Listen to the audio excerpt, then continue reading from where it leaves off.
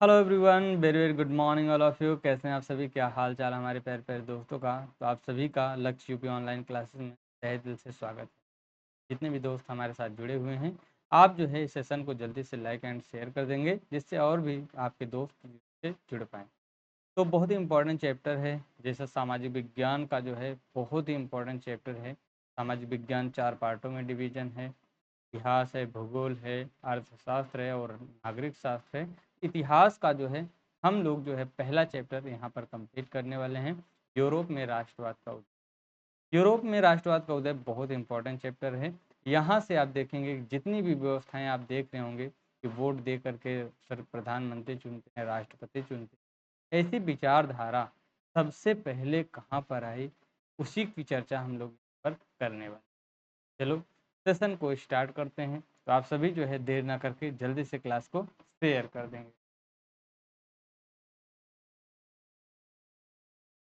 ठीक है, चलो। तो यहाँ पर देखेंगे फ्रांसीसी क्रांति और राष्ट्र राज्य की विचारधारा किस तरीके से पहली, किस प्रकार से आई, इस सभी की चर्चा करने वाले। उस विचारधारा में 3 नई बातें नहीं आई। एक स्वतंत्रता आया, समानता आया और बंधुत्व की भावना। ये सारी बातें जो है हम लोग यहाँ पर सीखेंगे।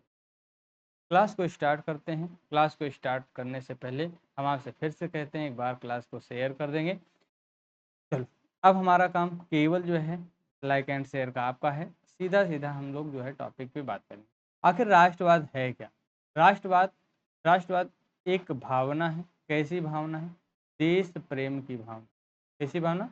देश प्रेम की भावना।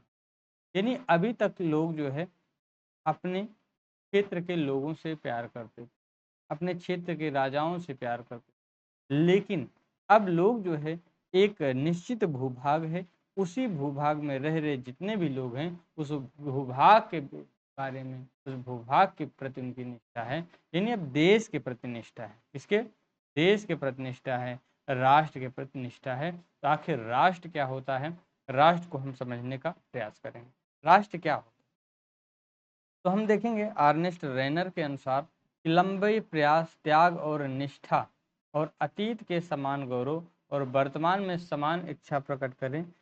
यानी किसी क्षेत्र के लोग जो है जब लंबे प्रयास के बावजूद, लंबे त्याग, ज़्यादा से ज़्यादा लोग त्याग को जो है, यानी आप कह सकते हो कि एक भूभाग के लोग, एक भूभाग में, एक क्षेत्र में रह रहे लोग लंबे प्रयास और त्याग के और निष्ठा के साथ साथ जब जो है त्याग संघर्ष करते हैं, उसके बाद आप देखेंगे उनका कुछ न कुछ इतिहास होता है। इतिहास के से वो सीखते हैं और उसको सुन करके गौरव महसूस करते हैं और साथ में वर्तमान की समान इच्छाएं प्रकट करते हैं। हम कह सकते हैं उस क्षेत्र के लोग जो है, वो क्षेत्र जो है एक राष्ट्र का रूप। यानी डिटेल में पढ़ेंगे कि राष्ट्र एक ऐसे लोगों का समूह है जो जाति, धर्म, भाषा, रीति रिवाज, इतिहास आदि की साझा होने के कारण आपस में जुड़े हुए हैं।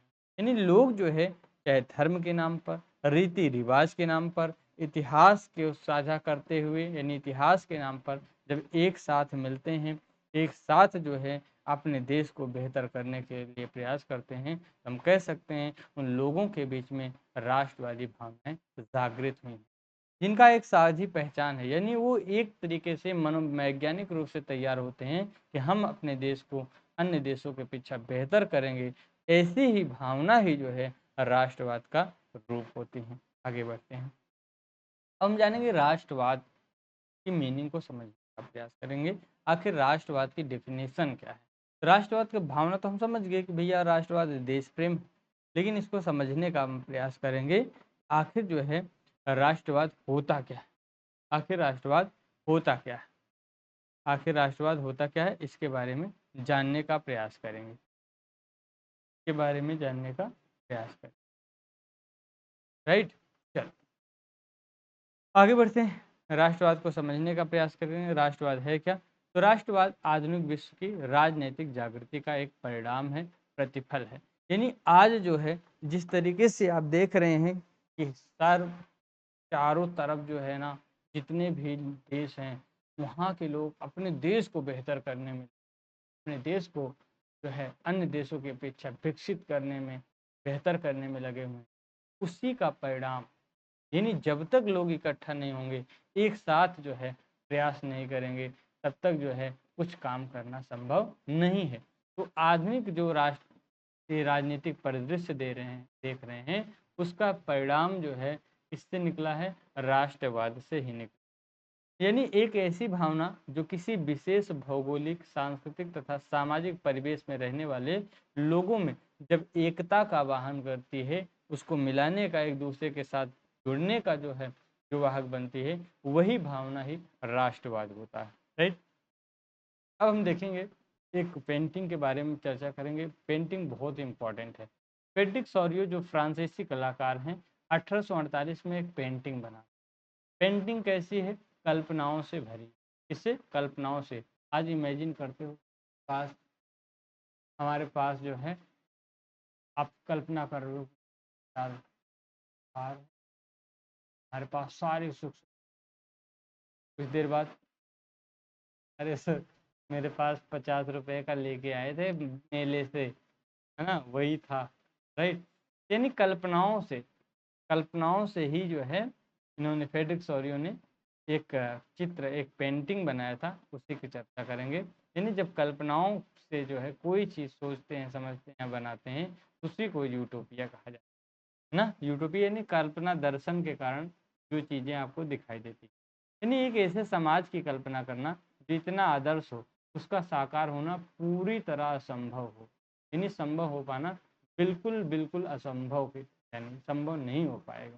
यानी अगर हम कहें कि एक आदर्श स्टूडेंट केवल पढ़ेगा ही, क्या संभव है? केवल पढ़ेगा? अरे आदर्श स्टूडेंट है, और साथ साथ वह जो है किसी का भाई है, किसी का बहन है, किसी का जो है चाचा है, ताऊ है ना। तो उसको जो है कई सारे रोल मिले हैं, कई सारे रोल प्ले करेगा, लेकिन उसके साथ साथ मुख्य रोल जो उसका होगा वो पढ़ाई का होगा। इस पर जो है हमारा फोकस रहेगा। राइट। चलो आगे बढ़ते।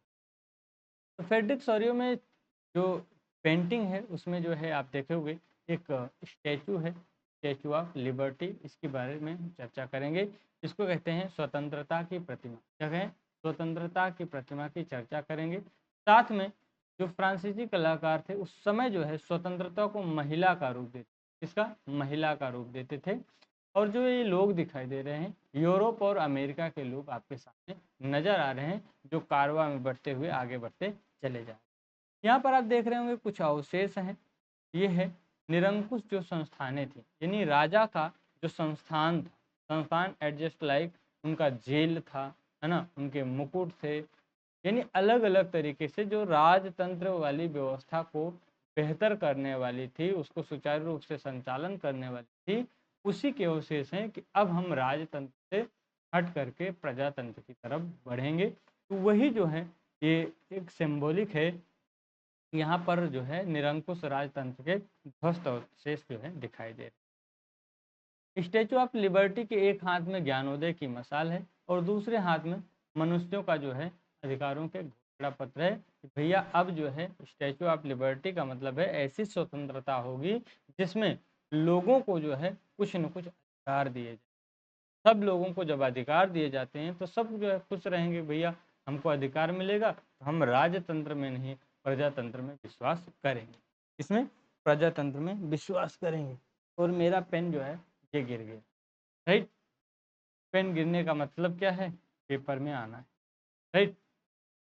अभी आप देखेंगे कि जो फ्रांस जो है अभी क्रांतिकारी तिरंगा, यानी नीला, नीला, लाल, सफ़ेद, ये अपने जो क्रांतिकारी तिरंगे के साथ जो है अभी अभी स्टैचू ऑफ लिबर्टी के सामने खड़ा है। यानी ये पेंटिंग 1848 की है। 1848 में फ्रांस जो है गणतंत्र बना था, तभी स्टैचू ऑफ लिबर्टी के सामने खड़ा है। इसके पीछे जो है आप देखोगे जर्मनी काला, लाल, सुनहरे रंगा के साथ यहाँ पर जो है नज़र आ रहा है जर्मनी।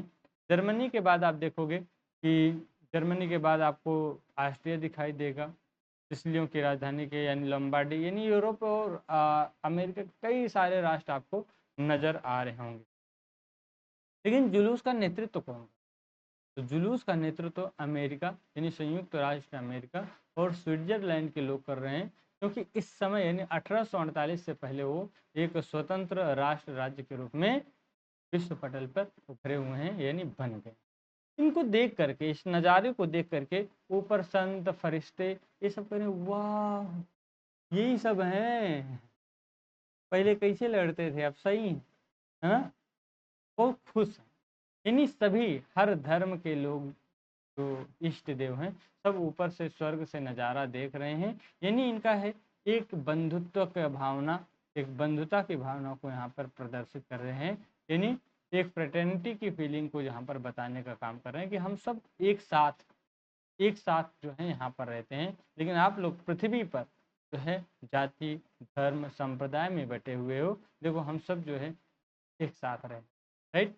इतनी बात जो है फ्रेडरिक सोरियो के इस चित्र की है, इसको जो है आप कोई समस्या कोई प्रॉब्लम नहीं, आगे बढ़े चल आगे। अब देखेंगे फ्रांसीसी क्रांति। फ्रांसीसी क्रांति के कुछ बेसिक पॉइंट हैं तो नोट कर लेंगे, ये बहुत इंपॉर्टेंट है अपने एग्जाम के पॉइंट ऑफ व्यू से, क्योंकि ये प्रश्न में पूछे। हम देखेंगे फ्रांसीसी क्रांति हुआ कब था, तो डेट को याद करेंगे 14 जुलाई 1789। देखो जब हम लिखने लगेंगे तो आपका भी फोकस आपके लिखने पर होना चाहिए, है ना। लिखते हैं तो नीचे जो है टैब पे लिख रहे हैं तो हमको उसको देखना पड़ता है, राइट। तो ये 14 जुलाई बहुत इंपॉर्टेंट है। 14 जुलाई इंपॉर्टेंट है, इसलिए इंपॉर्टेंट है इस दिन जो है राष्ट्रवाद की अभिव्यक्ति का जो है राष्ट्रवाद की अभिव्यक्ति हुई थी। यानी एक तरीके से लोग जो है जनता जो है अब राजतंत्र के खिलाफ थी, इसकी अभिव्यक्ति यहाँ पर हो गई। तो फ्रांस का अभी भी राष्ट्रीय दिवस के रूप में इसको मनाया जाता है, इसको भी आप जान लो, एक्स्ट्रा जान लो, क्या एक्स्ट्रा जान लो, ठीक है। पूछा जाता है कि जो राष्ट्रवादी भावना है उसकी अभिव्यक्ति सबसे पहले कहाँ हुई। राष्ट्रवाद की अभिव्यक्ति तो सबसे पहले जो ऑफिशियली रूप से नज़र आती है वो कहाँ पे नज़र आती है, फ्रांस। अगर देश की बात होगा फ्रांस, अगर जो है महाद्वीप की बात होगी यूरोप, यानी यूरोप के फ्रांस से जो है राष्ट्रवाद की प्रथम अभिव्यक्ति दिखाई देती है। पूछा जाता है क्रांति के समय राजा कौन था, राजा कौन था, तो कौन था, लुई 16वां जो है राजा था क्रांति के समय। इस बात को भी आप नोट कर लेंगे। आगे बढ़ते हैं। अगली बात है कि राष्ट्रवाद उदय के कारण, यानी अगर राष्ट्रवाद जैसी फीलिंग है इसके पीछे कोई कारण होगा तब तो लोग समझेंगे अरे नहीं हमें एक होना है, कैसे एक होना है। पहली बात निरंकुश शासन व्यवस्था थी, राजतंत्र था। राजतंत्र कैसा था, असीमित राजतंत्र, क्या असीमित राजतंत्र। हम जो क्लास आपके सामने ले करके आए हैं एकदम बेहतर तरीके से आप देखोगे, एक एक लाइन आपके एग्जाम के पॉइंट ऑफ व्यू से, यानी एग्जाम ओरिएंटेड क्लास है, राइट। आप पूरा देखेंगे तो आप देखेंगे सर जितनी बातें आप यहाँ पर लिखते जा रहे हो ये सारे प्रीवियस ईयर क्वेश्चन पेपर में पूछे गए, उसी के बिहेव पे हम आपके सामने क्लास हैं। तो कैसा शासन था, निरंकुश राजतंत्र था, लोगों के कोई विशेष अधिकार नहीं थे, इससे जनता जो है बहुत परेशान थी। और जो है जो नारा दिया जा रहा था स्वतंत्रता समानता, यानी जो उदारवादी लोग थे, उदारवादी विचारधारा थी, स्वतंत्रता समानता बंधुत्व का नारा दिया जा रहा था, लोग उससे प्रेरित होते थे और उसी प्रेरणा के फलस्वरूप जो है वो राजतंत्र के खिलाफ थे और वो प्रजातंत्र के जो है उनका प्रोत्साहन कर। शिक्षित मध्यम वर्ग की अहम भूमिका है, लोग शिक्षित होते थे, समझ विकसित होती थी, तर्क करते थे, यही तर्क जो है लोगों को एकजुट किया और राजतंत्र से प्रजातंत्र में फ्रांस उसकी तरफ बढ़ा, ठीक है। राजा जैसा कि हमने आपको बताया क्रांति के समय राजा कौन थे, लुई 16वां थे। कैसा राजतंत्र था, असीमित राजतंत्र था। कैसा राजतंत्र था, असीमित राजतंत्र था। ये बात आप नोट कर लो, असीमित राजतंत्र था। असीमित राजतंत्र में आप जब जानते हैं कि जैसे ही जो है फ्रांसीसी क्रांति आया तो यहाँ पर संवैधानिक राजतंत्र आया, लुई 16वां ही राजा रहे लेकिन संवैधानिक राजतंत्र आया। उसके बाद गिलोटिन में इनको डाल दिया जाता, उग्र गणतंत्र आता है। उग्र गणतंत्र किसके, रॉबेस्पियरे के शासन में आता है। रोबेस्पियरे के शासन में आता है, जिसको आतंक का युग भी कहा जाता है। क्या? आतंक का युग भी कहा जाता है। उसके बाद आप देखेंगे डायरेक्टरी का शासन आता है, और डायरेक्टरी के बाद जो है नेपोलियन बोनापार्ट का राजतांत्रिक व्यवस्था आता है। तो हम लोग यहाँ पर क्या पढ़ेंगे? राजतंत्र किसका? नेपोलियन बोनापार्ट का।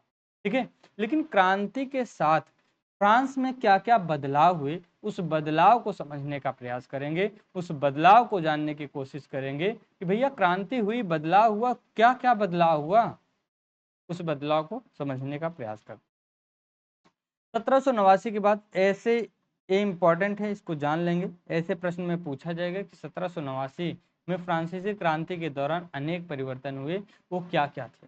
पहला परिवर्तन क्या था कि जो राजतंत्र था, राजशाही जो सत्ता थी, अब जो है उसका आम लोगों के हाथ में आ गई। आम लोगों के, सर आम लोग शासन करेंगे? नहीं, अब जो है राजा का बेटा राजा नहीं बनेगा, जनता जिसको चुनाव में चुनेगी, मतदान देगी, वही जो है जा करके शासन की बागडोर संभालेगा। ये चेंजेस पहला यहाँ। दूसरा, जो राजशाही तिरंगा था, जो राजशाही झंडा था, उसके स्थान पर 3 रंगों वाला झंडा चुना गया। रंग कौन कौन से थे? नीला, ये पूछा जाता है, नीला, सफेद, लाल। नीला, लाल, सफेद झंडे के साथ जो है फ्रांस का ये 3 रंग का झंडा चुना गया, जो किसका स्थान लिया? राजशाही ध्वज का स्थान लिया। ये आप देख रहे हैं। लेकिन दूसरी बात बहुत इंपॉर्टेंट है कि फ्रांस में रह रहे जितने भी लोग हैं, उनको क्या कहा जाएगा? ले सिटियन कहा जाएगा, नागरिक कहा जाएगा। उनकी पहचान नागरिक के रूप में होगी, न जाति के नाम पर होगी, न धर्म के नाम पर होगी, किस नाम पर? नागरिक के नाम पर होगी। और जो क्षेत्र होगा, जो भूभाग होगा, उसको कहा जाएगा ला पैत्री, यानी पितृभूमि कहा जाएगा। जिस तरीके से हम अपने जमीन के टुकड़े को क्या मातृभूमि के रूप में जानते हैं, वैसे ही फ्रांस के लोग भी जो है इसको पितृभूमि के रूप में जानेंगे। किस रूप में? पितृभूमि के रूप में जानेंगे। ठीक है, आगे बढ़ते हैं। अगला है भैया और क्या हुआ? तो एक संविधान लागू हुआ, एक संविधान बना, यानी कानूनी किताब बनी, जिसमें जो है सभी नागरिकों के जो है समान अवसर दिए गए, समान अधिकार जो है दिए गए। अब देखेंगे कि अभी तक राजा के साथ जो है जो असेंबली होती थी, उसको स्टेट जनरल कहा जाता था। देखते थे कि स्टेट जनरल से सर पादरी के 300 प्रतिनिधि आते थे, कुलीन के 300 आते थे, 600 किसके आते थे? सर्वसाधारण लोगों से आते थे। ये बतिया तो क्लास 9th में पढ़े थे सर, क्लास 9th में पढ़े थे। तो उसी बात को आगे बढ़ाते हैं। जो स्टेट जनरल का चुनाव होगा, अब जनता चुनेगी, लेकिन चुनाव में मत कौन करेगा, मतदान कौन करेगा? तो सक्रिय नागरिकों द्वारा जो है, सक्रिय नागरिक समूहों द्वारा जो है स्टेट जनरल के प्रतिनिधि चुने जाएंगे। लेकिन स्टेट जनरल अब स्टेट जनरल नहीं होगा, इसका नाम बदल करके क्या कर दिया गया? नेशनल असेंबली कर दिया गया। ये ऑब्जेक्टिव में पूछा जाएगा, स्टेट जनरल का नाम बदल करके क्या कर दिया गया? तो नेशनल असेंबली कर दिया गया। Point to be noted, right. अगला हुआ कि राष्ट्रवाद को बेहतर करने के लिए नई स्तुतियां रची गई, शपथें ली गई, साथ में जो है शहीदों का गुणगान किया गया। सरफरोशी की तमन्ना अब हमारे दिल में, देखना है जोर कितना बाजुए कातिल में, वक्त आने पर बता देंगे तुझे ये आसमां, हम अभी से क्या बताएं क्या हमारे दिल। यानी शहीदों के गुणगान हुए, हमारे जैसे स्वतंत्रता सेनानी जो थे, जो देशभक्त थे, जो शहीद थे, हम उनकी शहादत को क्या करते हैं? उनको जो है याद करते हैं। इससे क्या होता है? हम सभी मिलकर के अपने अतीत के गौरव को महसूस करते हैं और आगे आने वाली समस्याओं को समाधान के लिए तैयार रहते हैं। अगली बात है, और सर क्या हुआ था? एक केंद्रीय प्रशासनिक व्यवस्था लागू किया, जिससे जो है क्या होगा कि सभी नागरिकों के लिए भैया समान कानून बनाया जाएगा। एक है केंद्रीय व्यवस्था की जो लागू हो जाएगा वही पूरे फ्रांस में चलेगा, कोई बदलाव नहीं करना है। आंतरिक आयात निर्यात शुल्क को समाप्त कर दिया गया, अब व्यापार करना बड़ा सुगम हो गया। जो आंतरिक आयात निर्यात शुल्क लगता था उसको समाप्त कर दिया गया, कोई शुल्क नहीं लगेगा, आप जो है खूब अच्छी तरीके से व्यवसाय कीजिए। भार नापने और भार मापने के लिए एक ही व्यवस्था हुआ, एक जो है व्यवस्था लागू किया गया, कोई बदलाव नहीं किया गया।